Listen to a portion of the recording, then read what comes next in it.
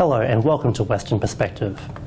On this week's program, traffic is a common part of city life across the country, but large numbers of cars and heavy road usage, particularly on freeways, have resulted in more people stuck on the roads for longer, frustration at extended travel times, and the search for new ways to improve travel. So is it as bad as we think? We take a look at why traffic congestion is a problem in Australia.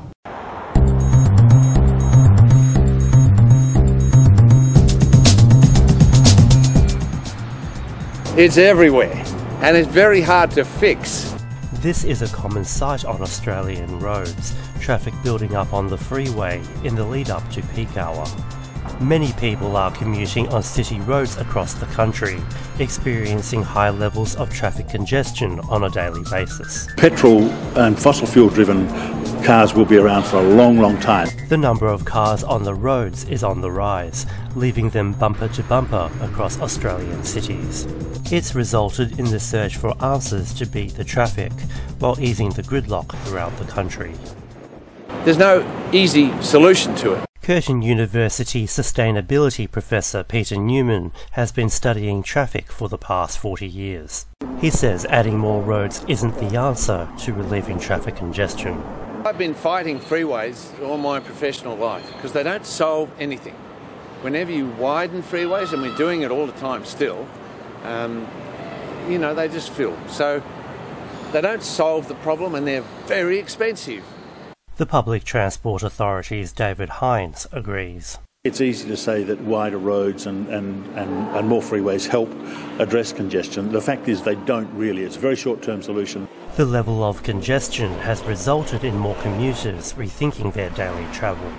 A national study by transport company Here Technologies reveals 72% of commuters want to change their trip to work to cut traffic, while 25% are starting work earlier or leaving later to avoid traffic. Quickly filling roads and freeways have also resulted in Professor Newman's belief to reduce the number of cars in the CBD. Some parts of the city you have to get rid of cars from, and that is the city centre, like in Perth, centre of Fremantle, centre of any place that wants to be a knowledge centre. It's resulted in calls to make walking, cycling and public transport more appealing to commuters. We can convince more people to use buses and trains. The congestion problem will immediately start to improve. Experts claim there are other ways of reducing traffic on the roads, and they believe autonomous technology could be the answer to help beat traffic. In Perth, that technology has come in the form of RAC's IntelliBus. The RAC has been working to develop a fully driverless electric shuttle bus since 2015, launching their automated vehicle trial at the end of August 2016. However, Professor Newman believes the technology could be used in a mass public transport system. These are autonomous buses linked together into a convoy that follows a track down a road that's set with a magnetic strip, and it runs, it can carry 300 people. The technology is still being developed, and Professor Newman says it could be a game changer. But in the meantime, both Professor Newman and David say a combination of public transport and other options, including walking and cycling over cars, will help reduce traffic congestion over time. You don't try and solve it by allowing more traffic, which is the road engineer's solution.